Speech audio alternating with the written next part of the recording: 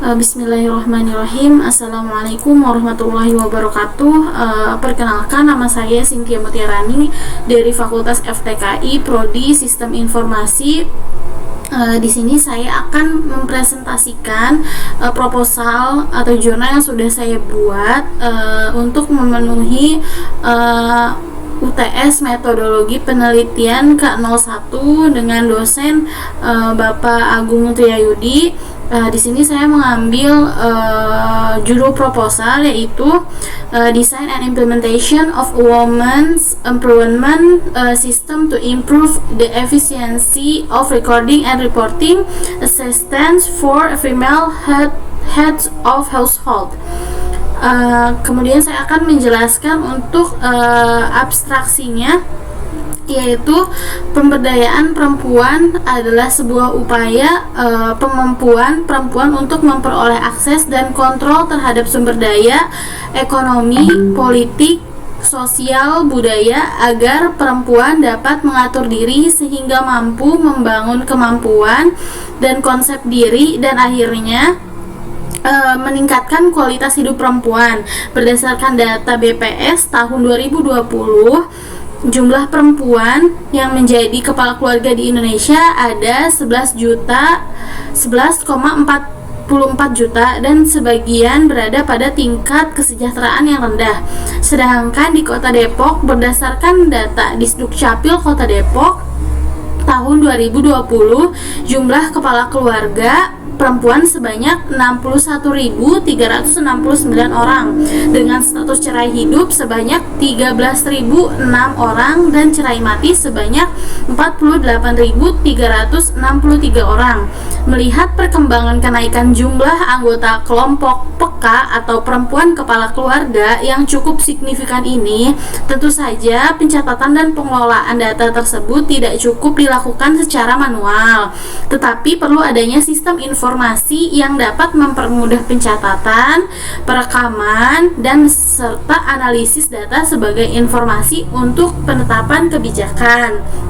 Nah, kemudian untuk pendahuluannya di sini pada tahun 2020 di Kota Depok telah dibentuk kelompok pemberdayaan perempuan kepala keluarga atau PK di 63 kelurahan yang ditetapkan dengan surat keputusan lurah dengan jumlah anggota sebanyak 6.948 orang.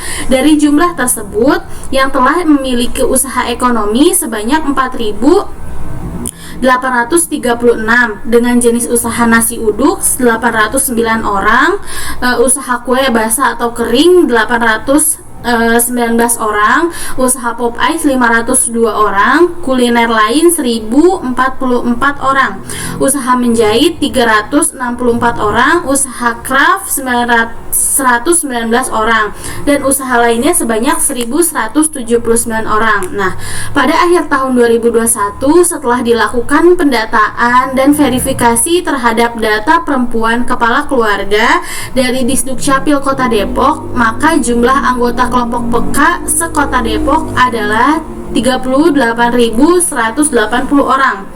Melihat perkembangan kenaikan jumlah anggota kelompok PK perempuan kepala keluarga yang cukup signifikan ini, tentu saja pencatatan dan pengelolaan data tersebut tidak cukup dilakukan secara manual, tetapi perlu adanya sistem informasi yang dapat mempermudah pencatatan dan perekaman data serta analisis data sebagai informasi untuk penetapan kebijakan. Diharapkan dengan adanya penelitian ini akan dapat menciptakan aplikasi sistem informasi pemberdayaan perempuan kepala keluarga atau PK untuk meningkatkan efisiensi sistem satu data pemberdayaan perempuan kepala keluarga dan menghasilkan sistem komprehensif untuk tahap pencatatan, pelaporan, riwayat pelatihan, riwayat bantuan, dan lain-lain untuk perempuan kepala keluarga di Kota Depok.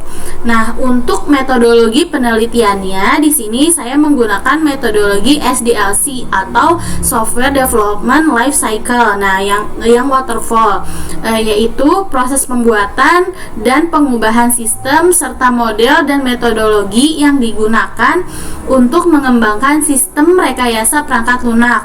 Nah, di sini langkah-langkahnya Untuk penelitiannya, yang pertama ada requirement analysis, yaitu pada tahap requirement analysis dilakukan perencanaan sebelum melakukan penelitian, diantaranya yaitu penentuan perumusan dan identifikasi masalah serta dengan melakukan observasi langsung terhadap objek penelitian.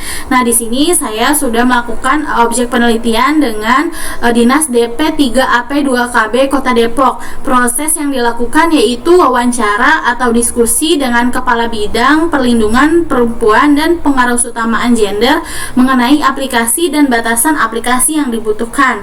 Yang kedua itu ada sistem desain. Nah, pada proses desain yang pertama dilakukan yaitu menganalisa sumber data yang didapatkan dari OPD atau perangkat daerah, juga mengidentifikasi hambatan dan permasalahan yang ada, studi kelayakan dan studi terhadap kebutuhan pemakai, baik yang terkait dengan model interface, alur dan desain sistem dan prosedur. Nah, prosedur pelaporan tingkat keandalan sistem maupun teknologi yang akan digunakan. Nah, pada tahap ini saya sudah melakukan pembuatan dokumen desain aplikasi seperti data konteks diagram, data flow diagram, dan entity relationship diagram.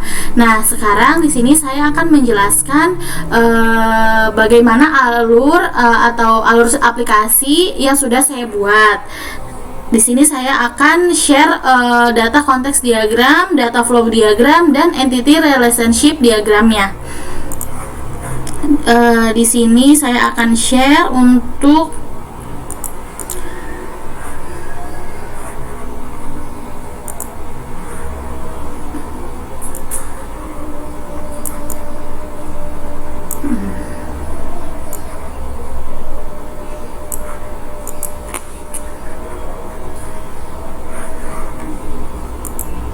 Nah, di sini saya sudah membuat data konteks diagram untuk aplikasi sistem peka yang saya sudah teliti ini.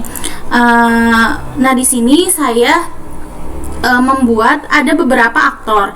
Yang pertama itu ada ketua kelompok kelurahan, yang kedua ada petugas DPAPMK atau DP3AP2KB bagian peka, kemudian di sini ada anggota peka, dan kemudian di sini ada kepala kelurahan. Nah, di sini saya untuk anggota peka sendiri, dia bisa mendapatkan informasi data diri, kemudian input dan update data diri dia sendiri. Kemudian di sini ketua kelompok kelurahan melakukan pengajuan pengadaan pelatihan kepada kepala kelurahan. Kemudian ketua kelompok juga bisa mendapatkan informasi data anggota peka yang ada di kelurahan dia sendiri.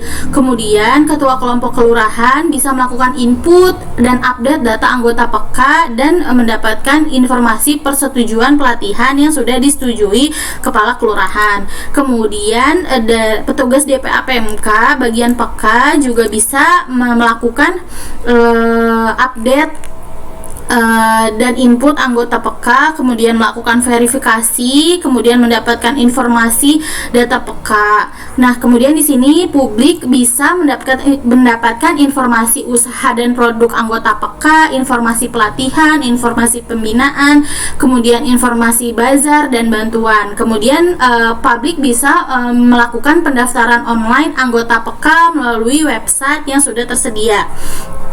Nah, itu untuk data konteks diagram yang sudah saya buat untuk sistem peka. Nah, kemudian untuk data DFD level 1 di sini saya buat. Yang pertama itu ada manajemen registrasi. Nah, ini untuk meregistrasi anggota peka. Yang kedua ada manajemen anggota peka. Nah, di sini isinya untuk manajemen anggota peka, untuk input update anggota peka. Kemudian di sini yang ketiga ada manajemen pelatihan. Nah, di sini akan tersimpan data yang akan diajukan oleh ketua kelompok kelurahan, pelatihan apa yang ingin diajukan, kemudian disetujui oleh ketua kelurahan. Nah, kemudian di sini ada manajemen bantuan, manajemen jasa dan produk, kemudian di sini ada dashboard dan reportnya. Nah, di sini yang sudah saya buat juga ada entity relationship diagram. Nah, di sini jadi di sini saya sudah buat beberapa tabel-tabelnya. Di sini ada anggota peka, kemudian di sini anggota peka memiliki riwayat usahanya, memiliki riwayat bansos, memiliki riwayat anggota, kemudian memiliki riwayat tindak kekerasan. Kemudian anggota peka tuh punya tanggungan apa saja. Contoh tanggungan itu ada ayah, ayah, ibu atau adik dan lain-lain. Anggota peka juga memiliki riwayat pelatihan, riwayat peminjaman modal, kemudian riwayat bantuan. Nah, itu untuk entity relationship diagramnya. Kemudian selanjutnya saya akan menjelaskan lagi untuk langkah-langkah selanjutnya.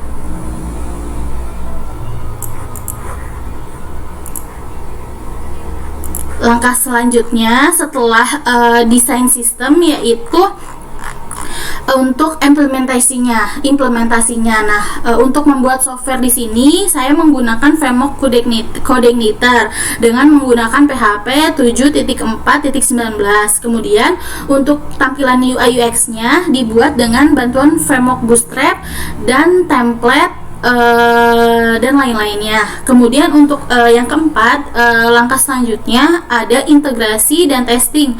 Nah, pada tahap testing atau QC atau quality control, di sini saya masih menggunakan manual Excel dengan membuat project tracker. Nah, pada tahap ini dilakukan untuk mengetahui apakah software yang dibuat telah sesuai dengan desainnya dan fungsi pada software terdapat kesalahan ataupun error itu bisa terlihat. Nah, kemudian yang kelima itu ada operation and maintenance. Nah, setelah aplikasi diimplementasikan, kemudian dilakukan evaluasi dan pemeliharaan aplikasi. Nah, pemeliharaan aplikasi ini bertujuan untuk memperbaiki bugs pada aplikasi selama proses implementasi agar aplikasi tetap berjalan optimal. Nah, saya di sini referensinya itu dari jurnal pemberdayaan perempuan. Itu berapa saya ambil arti pemberdayaan perempuan itu apa. Kemudian saya referensinya juga dari kerangka acuan kerja dari Dinas Pemberdayaan Perempuan, Perlindungan Anak, Pengendalian Penduduk dan Keluarga Berencana. Kemudian metode SDLC dalam pengembangan software itu dari decoding.com. Nah, itu saja yang bisa saya sampaikan. Kurang lebihnya mohon maaf. Wassalamualaikum warahmatullahi wabarakatuh.